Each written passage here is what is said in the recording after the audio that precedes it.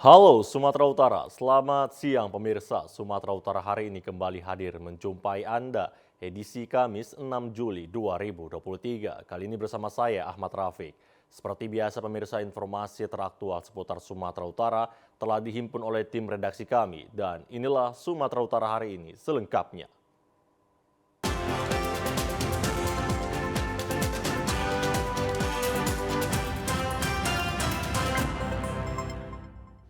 Kita awali informasi pertama pemirsa. Kapolri Jenderal Listio Sigit Prabowo merespon soal dugaan transaksi janggal 300 miliar rupiah di rekening AKBP Tri Suhartono, mantan penyidik KPK.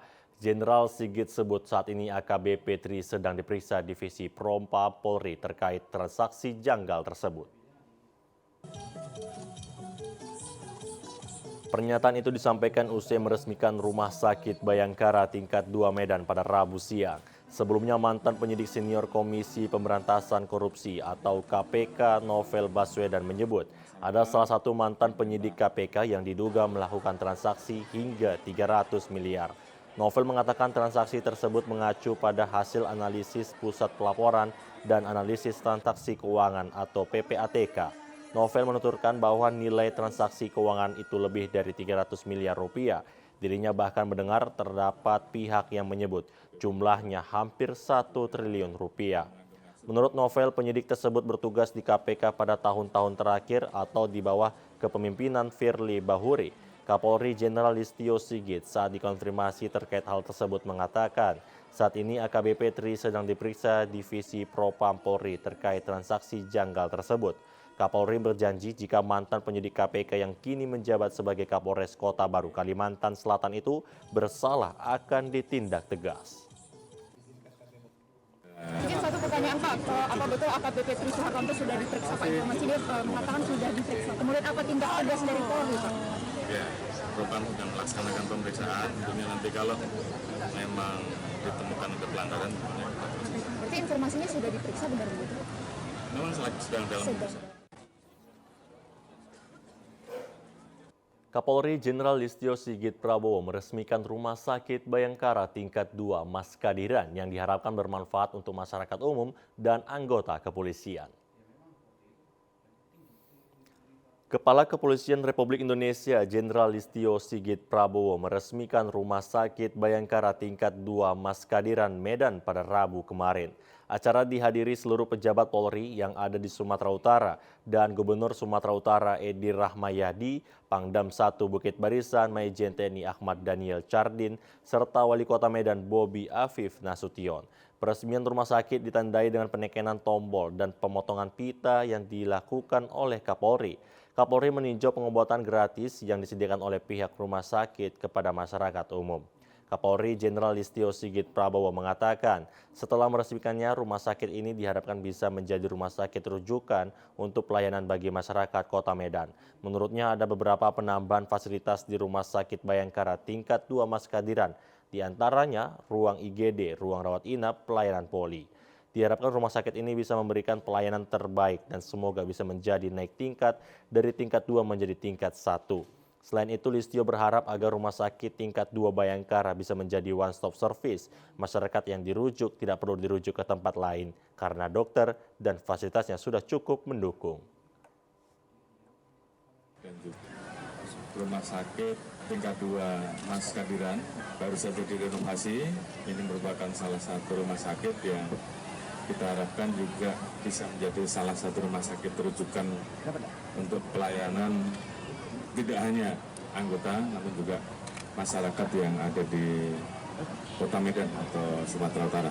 Ada beberapa penambahan fasilitas tadi kita cek, mulai dari penambahan ruang IGD, kemudian penambahan ruang rawat inap. Jadi saya kira dengan luasan yang ada, ini bisa terus diekspan, kemudian juga harapan kita bisa ditingkatkan sehingga pada saatnya nanti bisa berubah atau bisa naik tingkat dari tingkat 2 menjadi tingkat 1. Harapan kita tentunya rumah sakit ini betul-betul bisa memberikan pelayanan terbaik untuk anggota dan juga layanan umum untuk masyarakat sehingga keberadaan rumah sakit tingkat 2 Mas Kadiran ini betul-betul bisa dirasakan manfaatnya, dan tentunya untuk meningkatkan kualitas pelayanan kesehatan. Sementara itu pemirsa, Aditya Hasibuan terdakwa kasus penganiayaan terhadap Ken Admiral menjalani sidang dengan agenda pembacaan eksepsi di Pengadilan Negeri Medan. Dalam sidang kali ini Aditya diharapkan langsung ke ruang persidangan. Aditya Hasibuan terdakwa kasus penganiayaan terhadap Ken Admiral menjalani sidang dengan agenda pembacaan eksepsi di Pengadilan Negeri Medan, Jalan Pengadilan Medan, Sumatera Utara kemarin. Pengadilan Negeri Medan kembali menggelar persidangan kasus penganiayaan dengan terdakwa Aditya Hasibuan yang merupakan anak dari mantan anggota kepolisian Akhiruddin Hasibuan. Dalam sidang yang beragendakan pembacaan eksepsi atau nota keberatan ini, terdakwa Aditya Hasibuan dihadirkan langsung ke ruangan persidangan dengan memakai baju tahanan. Dalam eksepsinya, penasihat hukum terdakwa menyatakan dakwaan jaksa kabur sebab terdakwa juga merupakan korban dari penganiayaan yang dilakukan Ken Admiral. Penasihat hukum terdakwa Ali Piliang menyatakan kliennya juga merupakan korban dan sebelumnya sudah melakukan laporan polisi, namun laporan tersebut dihentikan pihak kepolisian. Ali juga menegaskan dalam rekonstruksi Ken Admiral lah yang pertama kali melakukan pemukulan kepada kliennya. Ini kita melihat dakwaan jaksa tidak cermat, jelas dan lengkap berkenaan dengan permasalahan yang dihadapi. Karena harusnya dakwaan jaksa menyantumkan juga bahwa antara si Aditya klaim kami dengan Ken ini, Ken juga dilaporkan oleh Adit. Maka disitulah keraguan-keraguan, kira supaya jangan sampai nanti seolah-olah klaim kami yang menganiaya si Ken saja, tapi juga klaim kami juga adalah korban dari penganiayaan yang dilakukan oleh si Adit dalam laporannya. Dan itu ada hasil, ada visumnya. Maka laporan si Ken juga si Adit ada visumnya. Atas nota keberatan yang disampaikan terdakwa, Jaksa Penuntut Umum Rahmi Safrina akan melakukan jawaban untuk tanggapan eksepsi pada hari Senin pekan depan. Akan kami jawab dalam tanggapan eksepsi ya, karena itu merupakan suatu kesentuhan dari eksepsi dan penasihat hukum akan kami jawab dalam tanggapan eksepsi yang akan diajukan oleh penuntut umum pada hari Senin. Sebelumnya diberitakan anak AKBP Akhiruddin, Aditya Hasibuan didakwa dengan pasal berlapis, yakni penganiayaan dan perusakan aset pribadi korban. Pemirsa, seorang wanita tanpa identitas mengendarai sepeda motor bernomor polisi BK5701NAQ tewas mengenaskan pada saat terlindas truk tangki, tepatnya di Jalan Sutomo, Kelurahan Tebing Tinggi, Kota Tebing Tinggi. Usai kejadian, sopir truk langsung tancap gas melarikan diri menuju kisaran. Kuat dugaan sebelum kejadian, korban yang mengendarai sepeda motor tergelincir dan terjatuh ke badan jalan.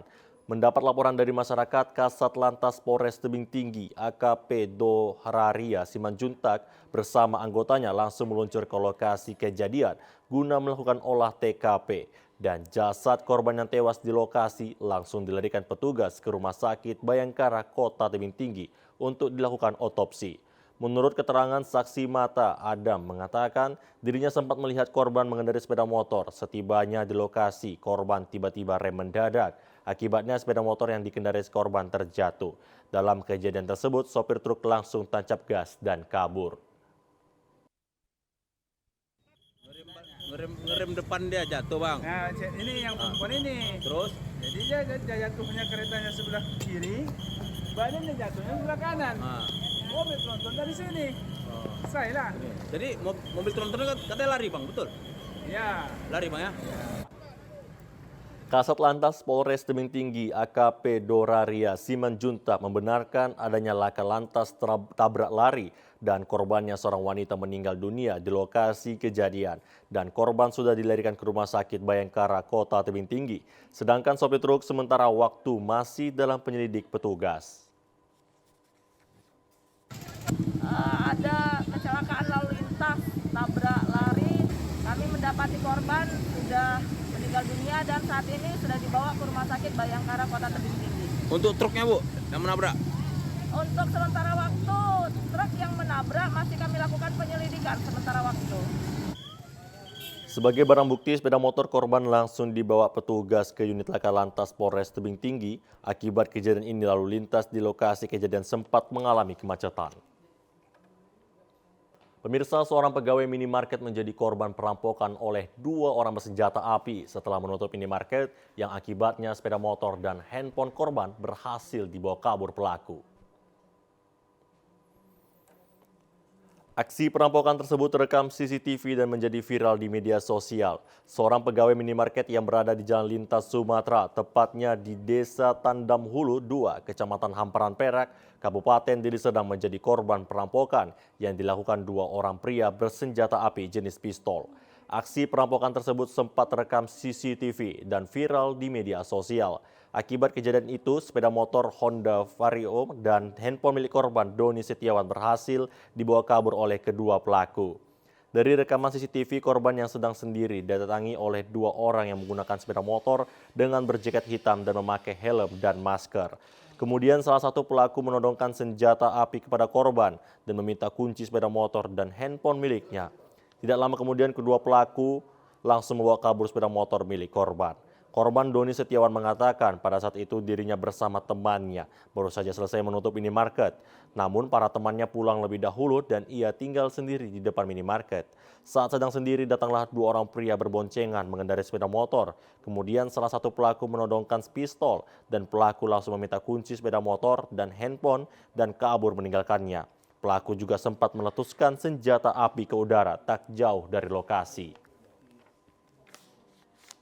Posisi saya lagi mau tutup-tutup kan, jadi biasakan kan laporan dulu, jadi saya laporan dulu di depan sambil ngerokok. Pertama saya berdua sama kawan saya, cuma karena kawan saya besok masih pagi lagi, jadi dia bilang, "Pak, saya pulang duluan ya." Iya, saya bilang itu ya. Nggak lama, itulah nggak lama terjadi, dia kawan saya pergi, tukang todong itu pun datang. Ditodongan pakai apa, Bang? Pistol. Iya. Yakin abang pistol dulu? Yakin bang, soalnya sama dia di terakhir dia nembakan gini. Laporan polsek?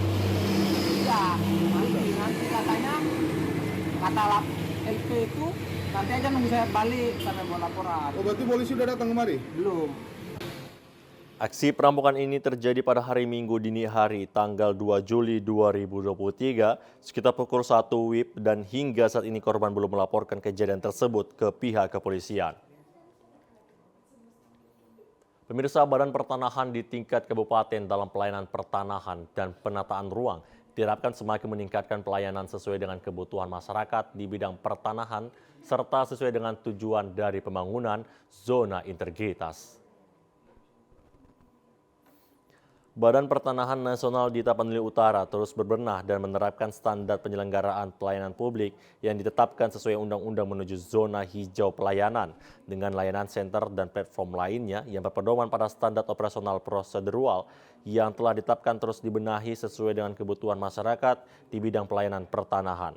Menurut Kepala BPN Tapanuli Utara, R. Gunadi, terwujudnya pelayanan yang tertib, administratif, dan akuntabel dengan meningkatkan kualitas pelayanan pertanahan terhadap pengguna layanan pertanahan sehingga masyarakat tidak lagi mengalami kesulitan dalam mengurus sertifikat. Selain itu, guna mengurangi adanya tunggakan proses penertiban sertifikat yang diajukan masyarakat ke pelayanan BPN, pihak BPN menghimbau kepada masyarakat agar terlebih dahulu melengkapi berbagai persyaratan sesuai SOP untuk diverifikasi di BPN. Dengan terus berbenah dan menerapkan standar penyelenggaraan pelayanan publik yang ditetapkan sesuai Undang-Undang Nomor 25 Tahun 2009 tentang pelayanan publik dan dukungan dari masyarakat diharapkan meningkatkan mutu pelayanan serta target BPN Tapanuli Utara menuju zona hijau pelayanan publik dapat dicapai. Harapannya ke depan semua berkas yang masuk itu sudah diverifikasi atau divalidasi oleh petugas loket ataupun dari seksi yang menangani itu, sehingga nanti begitu berkas masuk di dalam loket itu tidak ada lagi kendala-kendala dan waktu penyelesaiannya itu bisa cepat. Itu mungkin yang diharapkan masyarakat seperti itu. Harapan kami juga seperti itu. Begitu berkas masuk, proses jalan dan dapat diselesaikan dengan cepat sesuai dengan SPOP yang ada.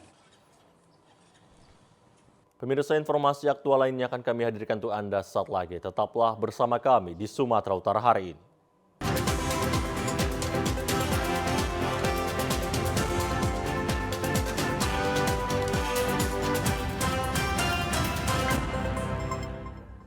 Terima kasih pemirsa, Anda kembali lagi bersama kami di Sumatera Utara hari ini.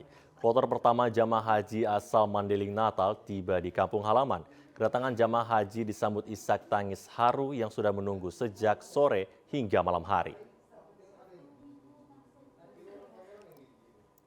Usai melaksanakan ibadah haji selama 40 hari di Tanah Suci Mekah, 354 jamaah ditambah dengan 5 orang pengurus jamaah haji kloter pertama asal Mandailing Natal tiba di kampung halaman dengan kondisi sehat. Dan 2 jamaah haji sakit karena kelelahan saat perjalanan darat dari asrama haji Kota Medan menuju kampung halaman di Mandailing Natal. Kedatangan jamaah haji di Masjid Agung Nur Al-Nur Panyabungan ini disambut isak tangis haru dari pihak keluarga yang setia menunggu sejak sore hingga tengah malam. Keterlambatan kedatangan jamaah haji ke kampung halaman ini akibat terjadi delay saat keberangkatan jamaah haji dari Tanah Suci menuju Bandara Kuala Namu, Kota Medan. Erwin Effendi Lubis, jamaah haji, mengutarakan jamaah haji asal Mandailing Natal yang paling kompak dan saling tolong-menolong selama melaksanakan ibadah haji yang wajib dan sunnah. Alhamdulillah semua jamaah haji asal Mandailing Natal bisa menunaikan semua kewajiban. Alhamdulillah semua rangkaian ibadah bisa kita laksanakan. Seluruh jamaah Mandailing Natal hampir semuanya bisa dilaksanakan yang wajib dengan yang sunnah. Kita sampai di sana kita bersepakat bahwa tidak ada yang saling membiarkan, semuanya bersepakat bahwa Mandailing Natal harus peduli antara satu dengan yang lainnya. Alhamdulillah tidak ada permasalahan dan dari seluruh kloter Sumatera Utara masih termasuk Mandailing Natal yang paling kompak dan yang paling lengkap bisa melaksanakan yang wajib dan yang sunnah. Pemerintah daerah Mandailing Natal memfasilitasi penyambutan jamaah haji kelompok terbang pertama di Masjid Agung Nur Al-Nur Panyabungan. Dari 359 jamaah haji yang berangkat, alhamdulillah semua jamaah haji masih lengkap dari jumlah awal berangkatnya. Semuanya dalam kondisi sehat walafiat.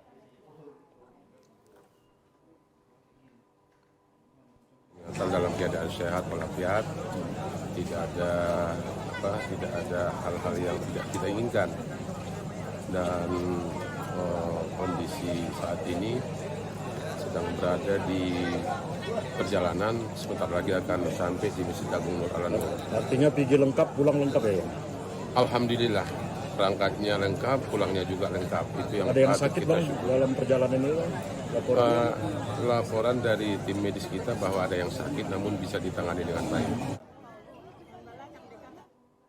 Pes Parawi merupakan sarana untuk meningkatkan kesadaran beragama dalam kehidupan beriman dan bertakwa pada aturan Tuhan Yang Maha Esa yang sebagai wujud partisipasi umat Kristiani dalam membangun khususnya di bidang spiritual.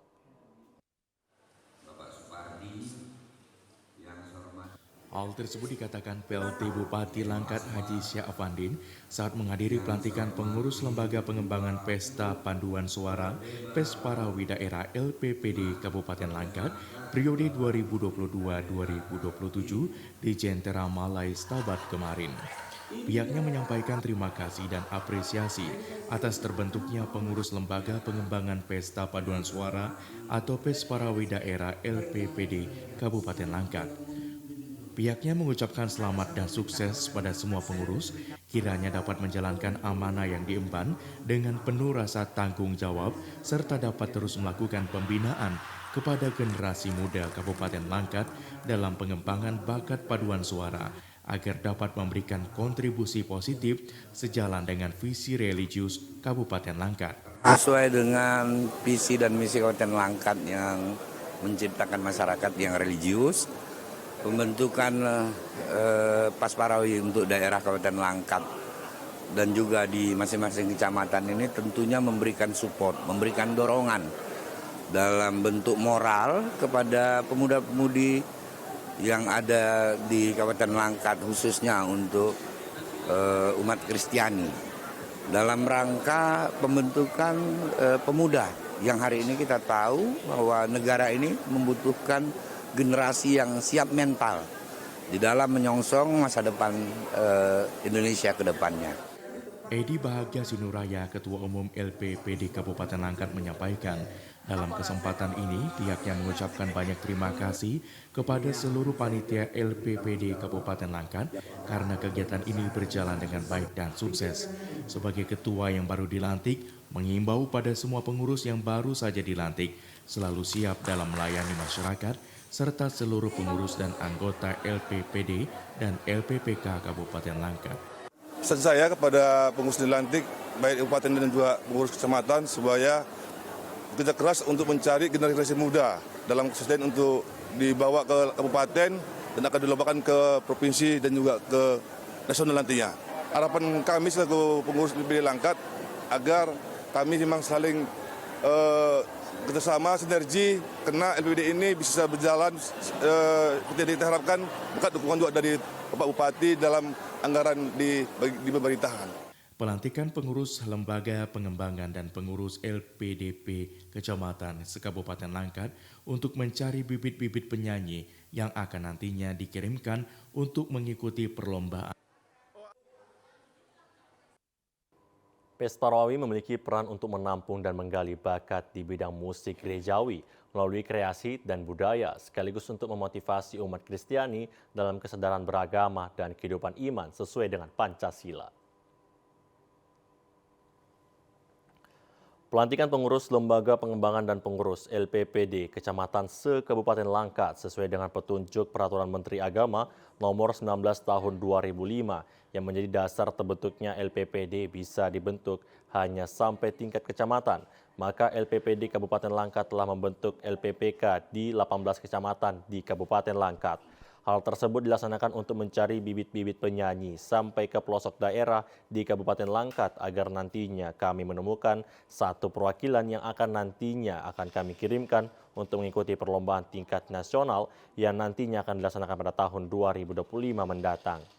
LPPD sebagai wadah yang berusaha menampung dan menggali bakat musik gerejawi melalui kreasi dan budaya dimiliki anak-anak khususnya di tingkat Kabupaten Langkat agar mampu mempersembahkan yang terbaik pada ajang atau event Pesta Rawi yang akan diikuti baik di tingkat regional maupun nasional.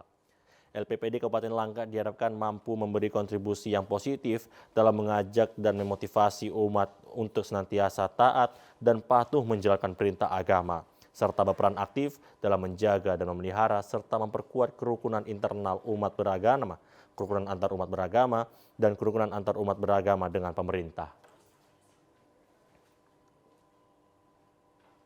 Pemirsa, informasi tadi mengakhiri perjumpaan kita di Sumatera Utara hari ini. Mewakili kerabat kerja yang bertugas, saya Ahmad Rafiq mengucapkan terima kasih atas perhatian dan kebersamaan Anda. Selamat siang dan sampai jumpa.